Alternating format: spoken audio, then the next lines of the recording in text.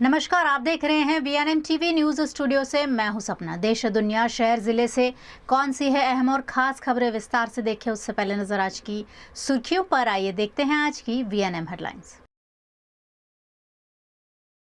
भारत की पहली hydrogen train की शुरुआत, जिंद से सोनीपत तक हरित ऊर्जा का नया सफर।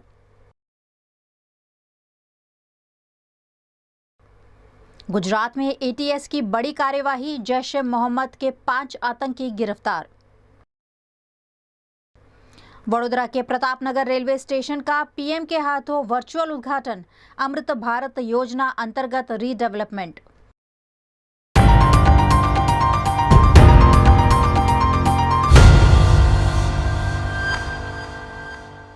भारत देश ने हरित ऊर्जा की दिशा में एक और ऐतिहासिक कदम बढ़ाया है। आज से भारत में देश की पहली हाइड्रोजन ट्रेन की शुरुआत हुई है। प्रधानमंत्री नरेंद्र मोदी ने आज शुक्रवार को देश की पहली हाइड्रोजन ट्रेन को हरी झंडी दिखाकर रवाना किया। ये ट्रेन हरियाणा के जिंद से सोनीपत के बीच संचालित होगी।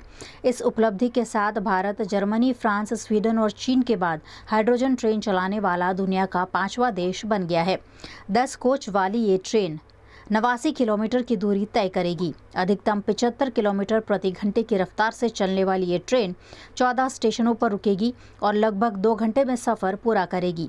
इस ट्रेन का किराया 5 से 25 रुपए के बीच रखा गया है, जिससे यात्रियों को आधुनिक, पर्यावरण अनुकूल और किफायती यात्रा का लाभ मिलेगा। इस मौके पर प्रधानमंत्री मोदी ने कहा कि यह दुनिया की सबसे शक्तिशाली हाइड्रोजन ट्रेन है, जिसे भारतीय इंजीनियरों ने डिजाइन किया है और भारत की ही कंपनी ने तैयार किया है। साथियों, अगर हम रेलवे के इतिहास पर नजर डालें तो पाते हैं कि 19वीं सदी के रेलवे की पहचान स्टीम इंजन से बने थे। 20वीं सदी की पहचान डीजल और बिजली से चलने वाली रेल बनी और अब 21वीं सदी की रेल हाइड्रोजन से चलने वाली है। आज भारतीय रेल ने भी 21वीं सदी की इस टेक्नोलॉजी में एक बड़ा स्टेप लिया है। आज जिंद से सोनीपत के बीच हाइड्रोजन ट्रेन चली है। अभी ये सफर 90 किलोमीटर का है, लेकिन भविष्य में इसका विस्तार होने की बहुत संभावनाएं हैं। हम इस पर रिसर्च करते रहेंगे, लागत कम कैसे हो इसका तरीका ढूंढते रहेंगे, एफिशिएंसी कैसे बढ़े इस पर काम करते रहेंगे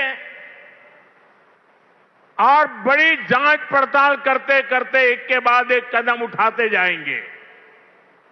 दुनिया में हाइड्रोजन ट्रेन अभी अभी आई है, करीब 7-8 साल पहले ही अस्तित्व में आई है। अभी दुनिया के 3 या 4 देश ही हैं जिनके पास हाइड्रोजन ट्रेन चलाने का सामर्थ्य है और जिन देशों में अभी ऐसी हाइड्रोजन ट्रेन भी चल भी रही है, वहां बहुत शुरुआती दौर में है। लेकिन भारत की जो ये हाइड्रोजन ट्रेन है, उसके सामर्थ्य के बारे में सुनकर आपको भी गर्व होगा, एक एक हिंदुस्तानी को गर्व होगा। साथियों, जिंद से सोनीपत को चलने वाली हाइड्रोजन ट्रेन दुनिया की सबसे ताकतवर हाइड्रोजन ट्रेन है।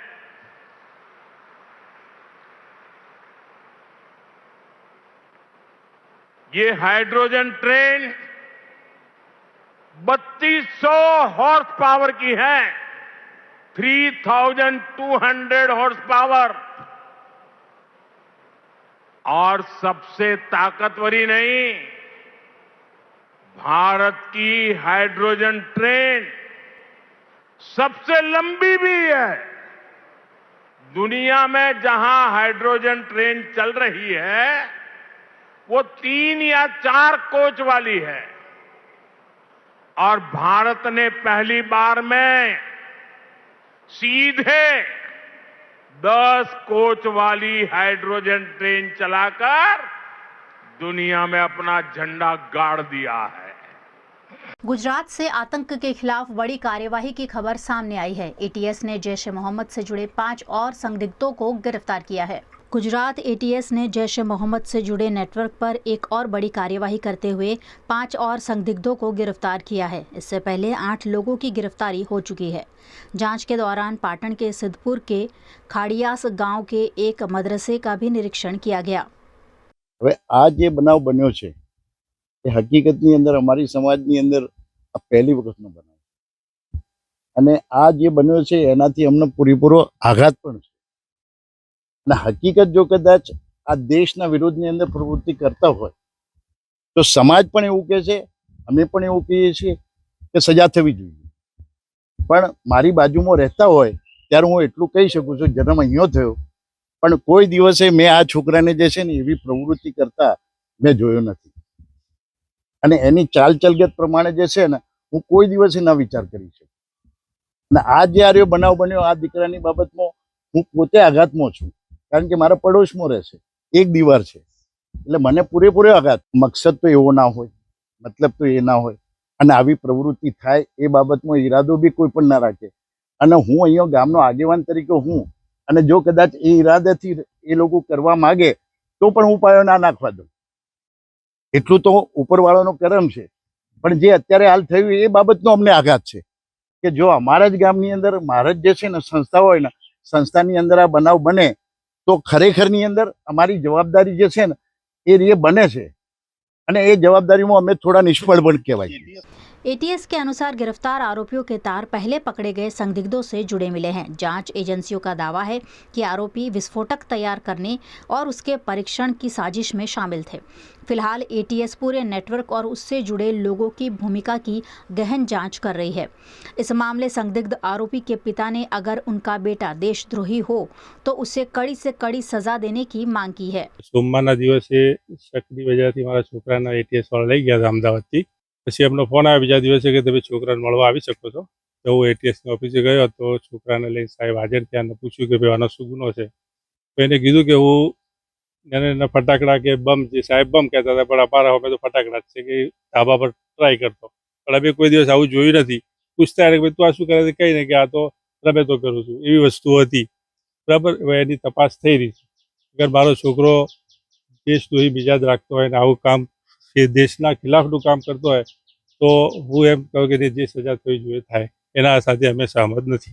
લગભગ 6-1 વર્ષ ગામમાં જ અભ્યાસ કર્યો અને 1 વર્ષ માટે 12 યુપી સારંગપુર જિલ્લામાં દેવબંધ મદરસામાં અભ્યાસ કર્યો અને 6 મહિનોથી એ લગભગ મારા પાસે જ હતો, મારા ધંધામાં હાથ બટાવતો મારી સાથે। પૂછતા પણ રોજ કોઈ આખો દિવસ એના પાછળ ના રહેતો, અમુક ટાઈમ પર કે પૂછતા બે તું શું કરે છે કે આ તો અભ્યાસ કરું છું કે મારે લેબોરેટરીઓ કરું છું કે મારા તો ઝાડમાં નાખવાનો પાવડર છે આ છે, એટલે અમારા દિમાગમાં કોઈ વસ્તુ જ ના હોય। અમે સીધા સાધા માણસો શું કરે શું નથી કરતું ક્યાંથી લાવતો તો એવું કોઈ ખબર જ નથી કે શું કરે છે, તો પછી ક્યાંથી લાવવાનો કોઈ સવાલ જ નથી। આ વાતના લગભગ 2 વર્ષ ગુજરી। આજે આ મસલો જે છે અને જે સાહેબે ઉપાડ્યો છે એ 2 વર્ષ થઈ ગયા। 2 વર્ષ પહેલાની વાત છે કે 12 મહિના તો બહાર જ રહ્યો। 12 મહિનામાં ખાલી 15 દિવસ ઘરે આવ્યો હતો છુટ્ટીઓ પર બકરાઈદની।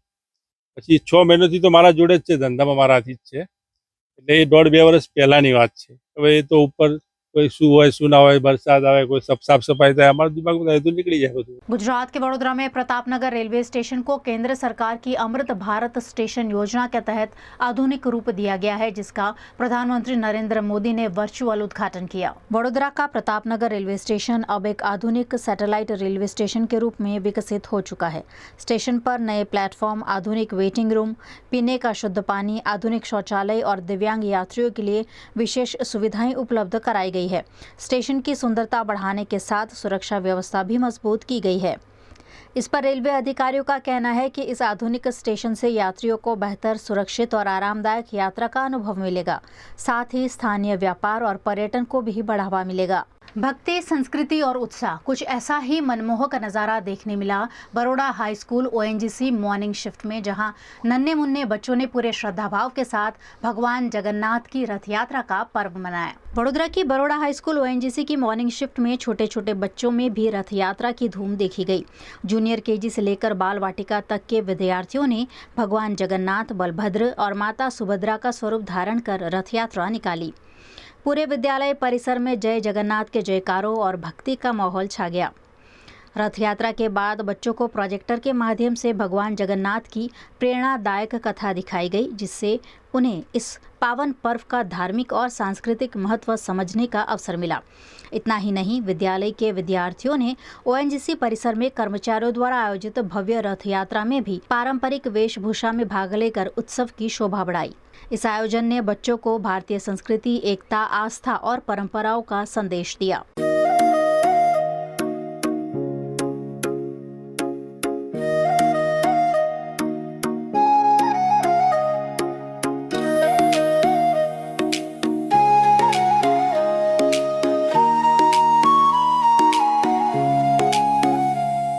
VNM टीवी पर आप देख रहे हैं खबरें। फिलहाल वक्त हो चला एक छोटे से अंतराल का, कहीं जाइएगा नहीं, जल्द लौटेंगे कुछ और खास खबरों के साथ। आप देखते रहिए VNM न्यूज। गुजरात के दाहोद की रथ यात्रा में शामिल होने के लिए वडोदरा से ले जाई गई हथनी लक्ष्मी की आज तड़के दुखद मौत हो गई। इस घटना के बाद आयोजकों और श्रद्धालुओं में शोक की लहर है। दाहोद के लिम्बड़ी गांव में आयोजित रथ यात्रा के लिए ले जाई गई वडोदरा से हथनी लक्ष्मी की आज शुक्रवार तड़के अचानक मौत हो गई। लक्ष्मी को भगवान की रथ यात्रा में शामिल करने के लिए विशेष रूप से ले जाया गया था, लेकिन कार्यक्रम के बीच ही उसकी मौत की खबर से पूरे गांव में शोक का माहौल छा गया। आयोजकों और बड़ी संख्या में मौजूद श्रद्धालुओं ने लक्ष्मी को श्रद्धांजलि अर्पित की। जिस स्थान पर लक्ष्मी की समाधि बनाई जाएगी, वहीं भविष्य में भगवान गणपति का मंदिर भी बनाया जाएगा। फिलहाल लक्ष्मी की मौत के कारणों का पता लगाया जा रहा है। इस घटना ने रथ यात्रा की खुशियों को मातम में तब्दील कर दिया। आज रोज लक्ष्मी हाथीનું દુઃખદ અવસાન થયેલું છે, જે આજે દાહોદમાં લીમડી ગામ આવેલું છે। એમાં જગન્નાથ ભગવાનની રથયાત્રા યોજનાર હતી। એ નિમિત્ત પહેલા જ લક્ષ્મીનું દુઃખદ અવસાન થયું છે અને આ દફન વિધિના કાર્યક્રમમાં લીમડી ગામના સાથ સરકારથી આ કાર્યક્રમ દફન વિધિનો કરવામાં આવ્યો છે। એ બદલ જલારામ પરિવાર હનુમાન ટેકરી મંદિર તરફથી સમગ્ર લીમડી ગામનો અમે ખૂબ ખૂબ આભાર વ્યક્ત કરીએ છીએ અને દુઃખદમાં સહભાગી થવા બદલ એ સૌનો હૃદયપૂર્વક આભાર માનીએ છીએ। भक्ति, संस्कृति और उत्साह, कुछ ऐसा ही मनमोहक नज़ारा देखने मिला Baroda high school ONGC morning shift में, जहां नन्हे मुन्ने बच्चों ने पूरे श्रद्धाभाव के साथ भगवान जगन्नाथ की रथ यात्रा का पर्व मनाया। वडोदरा की बड़ौदा हाई स्कूल ओएनजीसी की मॉर्निंग शिफ्ट में छोटे छोटे बच्चों में भी रथ यात्रा की धूम देखी गई। जूनियर केजी से लेकर बाल वाटिका तक के विद्यार्थियों ने भगवान जगन्नाथ, बलभद्र और माता सुभद्रा का स्वरूप धारण कर रथ यात्रा निकाली। पूरे विद्यालय परिसर में जय जगन्नाथ के जयकारों और भक्ति का माहौल छा गया। रथ यात्रा के बाद बच्चों को प्रोजेक्टर के माध्यम से भगवान जगन्नाथ की प्रेरणादायक कथा दिखाई गई, जिससे उन्हें इस पावन पर्व का धार्मिक और सांस्कृतिक महत्व समझने का अवसर मिला। इतना ही नहीं, विद्यालय के विद्यार्थियों ने ओएनजीसी परिसर में कर्मचारियों द्वारा आयोजित भव्य रथ यात्रा में भी पारंपरिक वेशभूषा में भाग लेकर उत्सव की शोभा बढ़ाई। इस आयोजन ने बच्चों को भारतीय संस्कृति, एकता, आस्था और परंपराओं का संदेश दिया।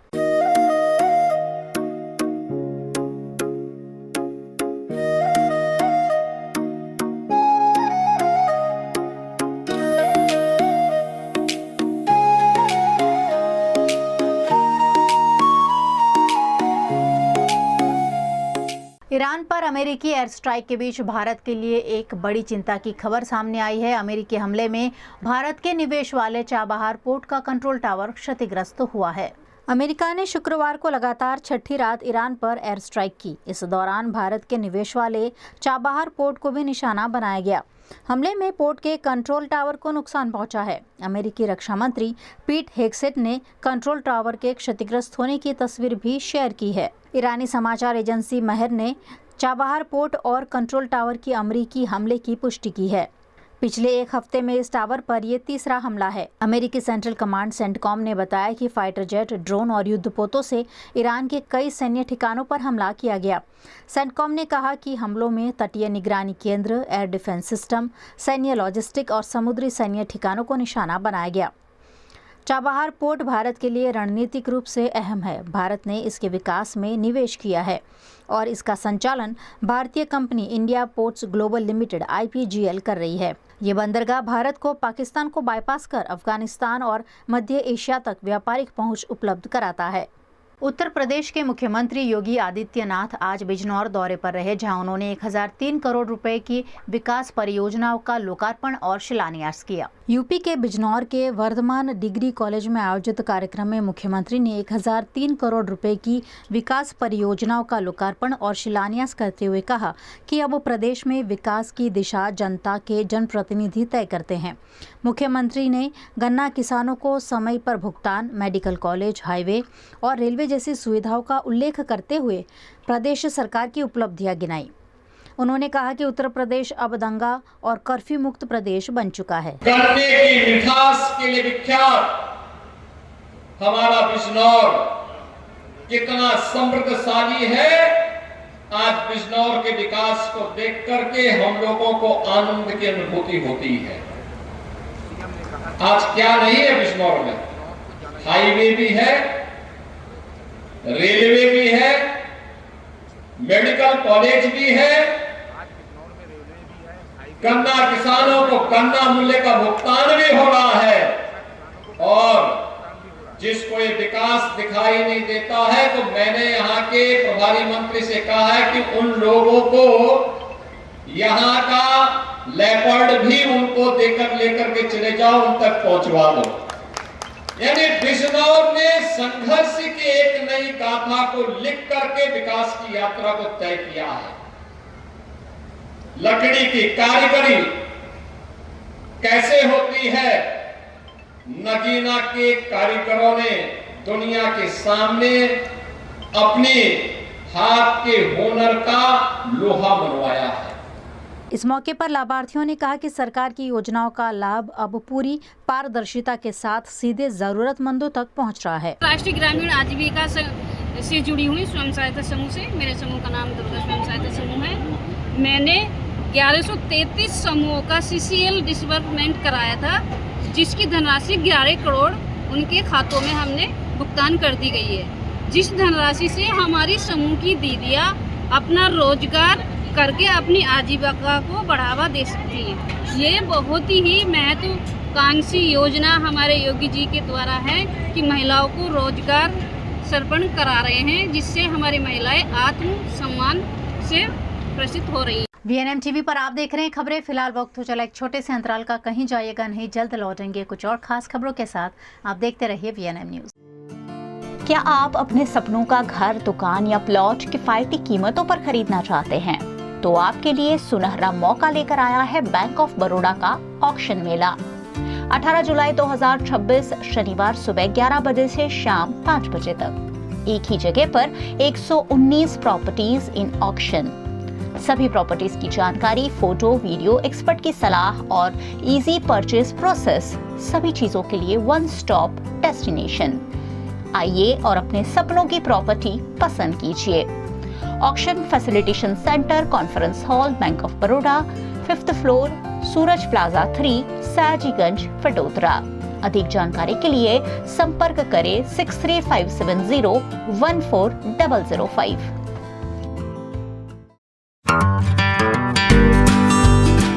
होटल तारासंस महाराजा सयाजीराव की नगरी में आधुनिकता को संजोती एक ऐसी भव्य होटल जो आपको कराती है कभी न भुला पाने वाला एहसास।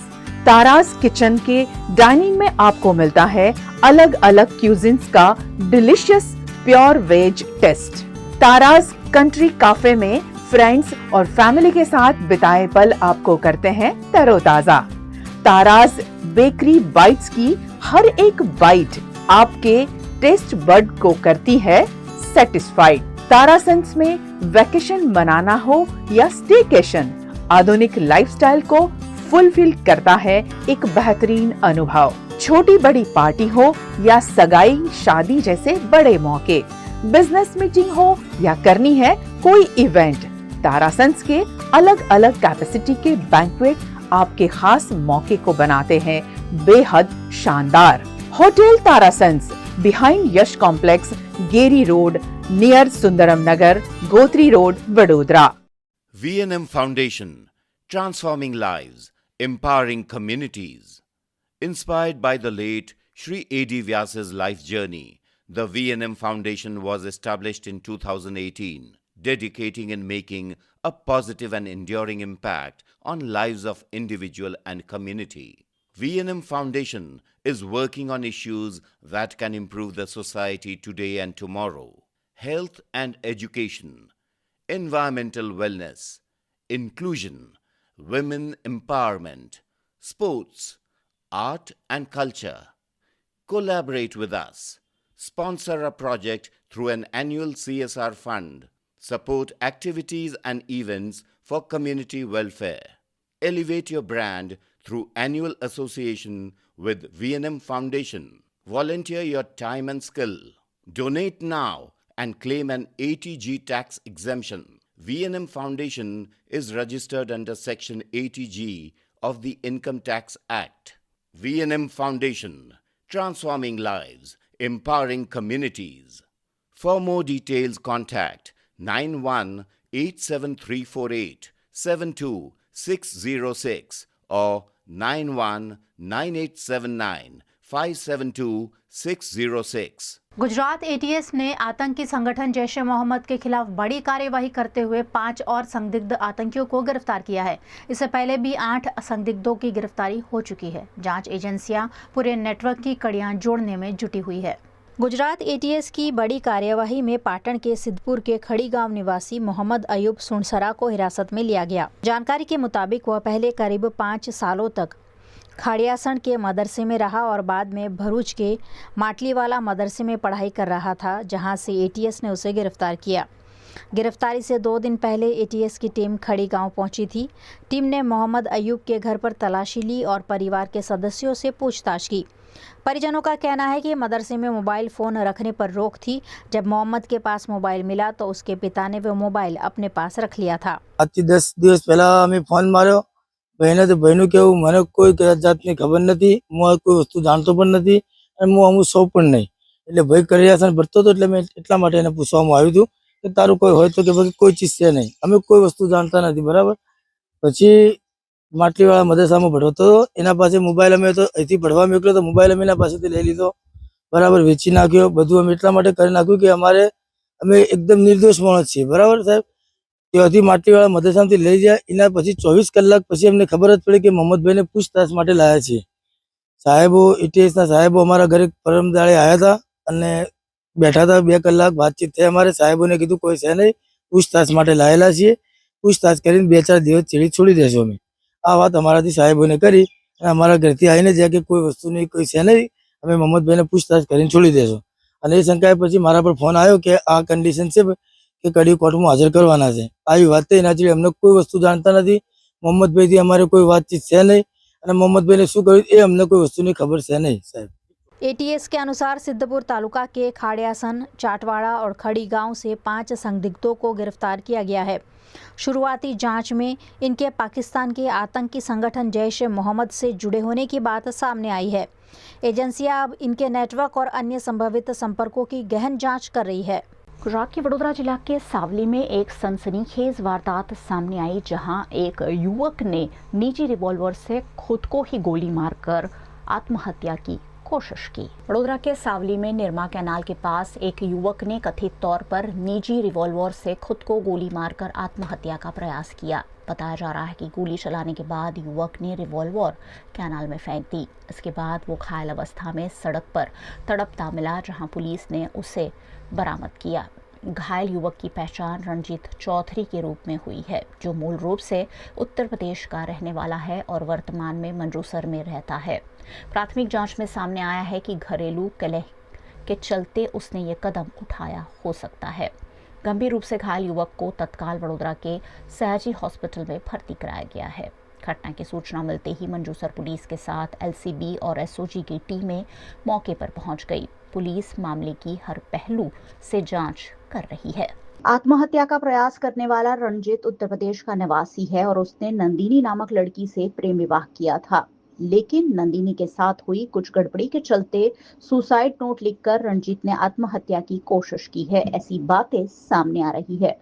मृतक के पास से एक सुसाइड नोट भी बरामद हुआ है जिसमें मेरी वाली ने गद्दारी की है, अधूरा ही सही पर प्यार था जैसी बातें लिखी गई है। गुजरात के दाहोद की रथ यात्रा में शामिल होने के लिए वडोदरा से ले जाई गई हथनी लक्ष्मी की आज तड़के दुखद मौत हो गई।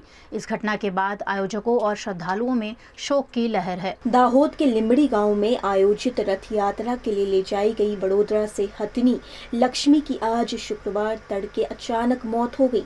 लक्ष्मी को भगवान की रथ यात्रा में शामिल करने के लिए विशेष रूप से ले जाया गया था, लेकिन कार्यक्रम के बीच ही उसकी मौत की खबर से पूरे गांव में शोक का माहौल छा गया।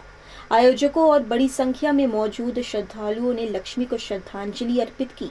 जिस स्थान पर लक्ष्मी की समाधि बनाई जाएगी, वहीं भविष्य में भगवान गणपति का मंदिर भी बनाया जाएगा। फिलहाल लक्ष्मी की मौत के कारणों का पता लगाया जा रहा है। इस घटना ने रथ यात्रा की खुशियों को मातम में तब्दील कर दिया। आज रोज लक्ष्मी हाथीનું દુઃખદ અવસાન થયેલું છે, જે આજે દાહોદમાં લીમડી ગામ આવેલું છે. એમાં જગન્નાથ ભગવાનની રથયાત્રા યોજનાર હતી. એ નિમિત્ત પહેલા જ લક્ષ્મીનું દુઃખદ અવસાન થયું છે અને આ દફન વિધિના કાર્યક્રમમાં લીમડી ગામના સાથ સરકારથી આ કાર્યક્રમ દફન વિધિનો કરવામાં આવ્યો છે. એ બદલ જલારામ પરિવાર હનુમાન ટેકરી મંદિર તરફથી સમગ્ર લીમડી ગામનો અમે ખૂબ ખૂબ આભાર વ્યક્ત કરીએ છીએ અને દુઃખદમાં સહભાગી થવા બદલ ये सौनो हृदयपूर्वक आभार मानिए छे। गुजरात के वडोदरा से एक चिंताजनक खबर सामने आई है, जहां नौकरी के लिए घर से निकला एक युवक देर रात तक घर वापस नहीं लौटा और फिर आई युवक के मौत की खबर। वडोदरा के अमित नगर सर्कल पर पेट्रोल पंप निकट से एक युवक का शव मिलने से इलाके में सनसनी फैल गई है। इस मृतक युवक की पहचान कारेली बाग के आनंद नगर निवासी युवक के रूप में हुई है, जो सुबह नौकरी के लिए घर से निकला था लेकिन रात तक वापस नहीं लौटा। परिजनों ने दोस्तों और रिश्तेदारों के यहाँ उसकी तलाशी की, लेकिन कोई सुराग नहीं मिला। घटना की सूचना मिलते ही हरनी पुलिस मौके पर पहुंची और शव को कब्जे में लेकर पोस्टमार्टम के लिए भेज दिया। फिलहाल पुलिस दुर्घटना, आत्महत्या और अन्य सभी संभावित कारणों को ध्यान में रखते हुए जांच कर रही है। मौत की असली वजह पोस्टमार्टम रिपोर्ट आने के बाद ही स्पष्ट हो सकेगी। मैंने रात में જોવા નીકળી ને સવારે 8:30 ગયો હતો, તો આવ્યો નહીં. તો મેં ફોન કર્યો ને તો 11:30 વાત થઈ અને 3 વાગે વાત થઈ કે મેં કામ પર છું. પછી 7-8 વાગ્યા, પછી 9 વાગ્યા રાતના, પછી 10:30 મેં નીકળી જોવા. તો છોકરાઓ બધા બેઠા હતા, એમને પૂછ્યું તો કે અમને નહીં ખબર કે અત્યારે કે. તો પછી મેં થોડી વાત કરીને પાછી ગતી રહી. પછી પાછી 11 વાગે આવી. મેં 11 વાગે આવી તો મેં એને કીધું કે હજી તરીકે ફોન બી નહીં ઉઠાવતો. મેં કીધું તમારા લોકોનો ફોન ઉઠાવે છે? તો કે એ લોકો કહે છે કે મારો બી ફોન નહીં ઉઠાવતો કે. પછી પાછી ત્રીજી વખત આવી ને તો પછી પેલા કાર્તિકે મને કીધું કે પેલા ડિક્કીભાઈએ કીધું છે કે ફોન નહીં ઉઠાવતો કઈ છે કે.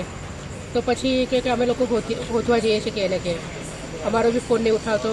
તે નોકરી કરે છે ત્યાં ગાડીથી ફોન આવ્યો કે ફોન નહીં ઉઠાવતો. તો પછી એ લોકો ગોતવા ગયા, પછી અહીં આવ્યા અને અહીં તો મેં જિંદગીમાં પહેલી વખત આવી છું. પછી મને કીધું કે ત્યાં ગાડી બેહોશ જેવો પડ્યો છે કે તમે ચાલો. તો મેં જોડે અહીં ગાડી आई મેં। कच्ची नववर्ष आषाढ़ी बीज के पावन अवसर पर गुजरात के कच्छ में संस्कृति, कला और परंपरा का भव्य संगम सांसद कच्छ कार्निवल में देखने मिला, जिसमें हजारों लोगों ने हिस्सा लेकर कच्छ की विरासत का उत्सव मनाया। आषाढ़ी बीज के मौके पर भुज के हृदय स्थल हमीरसर तालाब के किनारे सांसद विनोद चावड़ा द्वारा भव्य सांसद कच्छ कार्निवल का आयोजन किया गया। इस कार्निवल में कच्छ की संस्कृति, लोक कला और ऐतिहासिक विरासत को प्रदर्शित करती 47 जितनी आकर्षक प्रस्तुतियां और कलाकृतियां प्रदर्शित की गई। इस कार्यक्रम की खास बात ये रही कि 1200 से अधिक कलाकारों ने अपनी शानदार प्रस्तुतियों के माध्यम से कच्छ की संस्कृति की अनोखी झलक पेश की। सांसद विनोद चावड़ा ने सभी कलाकारों का उत्साहवर्धन करते हुए कच्छ की सांस्कृतिक पहचान को और मजबूत बनाने का संदेश दिया। इस अवसर पर कच्छ के प्रभारी मंत्री कांतिलाल अमृतिया, राज्य मंत्री त्रिकम छांगा, जिले के विधायक और कई वरिष्ठ अधिकारी भी उपस्थित रहे। કચ્છી નવું વર્ષ અષાઢી બીજના આ પર્વ નિમિત્તે સાંસદ કચ્છ કાર્નિવલનું આપણે આયોજન કર્યું છે. તમારા માધ્યમથી દેશ અને દુનિયામાં વસતા સર્વે કચ્છીઓને નવા વર્ષની હૃદયપૂર્વકની શુભકામના શુભેચ્છા પાઠવું છું. સવારે આપણા દેશના વડાપ્રધાન શ્રી નરેન્દ્ર મોદી સાહેબે પણ શુભકામના પાઠવી છે અને જે પ્રકારે ગત વર્ષે પણ રાજ્યના મુખ્યમંત્રી શ્રી ભૂપેન્દ્રભાઈ પટેલ સાહેબની ઉપસ્થિતિ હતી. આ વર્ષે પણ મંત્રીશ્રીઓ, ધારાસભ્યશ્રીઓ અને મોટી સંખ્યામાં આપણે જોઈએ છીએ કે કચ્છના લોકો આજે ઉમટી પડ્યા છે. કાર્નિવલનો આજે સરસ પ્રારંભ થઈ રહ્યો છે અને 47 જેટલી કૃતિઓ છે અને વિશેષ 1200થી વધારે લોકો આમાં સહભાગી થવાના છે, પરફોર્મન્સ કરવાના છે. એ વાતનો આનંદ છે અને આ જે કચ્છી નવું વર્ષ છે એ યાદગાર બને, નવી પેઢીને પ્રેરણા મળે અને જેના ભાગરૂપે આજે આપણે કચ્છી સંસ્કૃતિની ઝલક અહીંયા આપણને આ કૃતિઓના માધ્યમથી જોવા મળશે. ફરીથી શુભકામના. હા, આજે સવારે દર વર્ષે અષાઢી બીજ કચ્છી નવા વર્ષે આપણા વડાપ્રધાન શ્રી નરેન્દ્ર મોદી સાહેબ ટ્વીટના માધ્યમથી એ કચ્છી ભાઈઓ બહેનોને શુભકામના પાઠવતા હોય અને આજે પણ દેશ અને દુનિયામાં વસતા જે કચ્છી માળું છે એમને શુભકામના પાઠવી છે અને કચ્છ પ્રત્યેનો પ્રેમ હંમેશા રહ્યો છે. કારણ કે અષાઢી બીજના પણ 2 વખત માંડવીના બીચ ઉપર અને ઝારા ડુંગર ઉપર પણ ખુદ પધાર્યા હતા અને આપણે કાર્યક્રમ યોજ્યો હતો. गुजरात के वडोदरा में प्रतापनगर रेलवे स्टेशन को केंद्र सरकार की अमृत भारत स्टेशन योजना के तहत आधुनिक रूप दिया गया है, जिसका प्रधानमंत्री नरेंद्र मोदी ने वर्चुअल उद्घाटन किया. वडोदरा का प्रतापनगर रेलवे स्टेशन अब एक आधुनिक सैटेलाइट रेलवे स्टेशन के रूप में विकसित हो चुका है.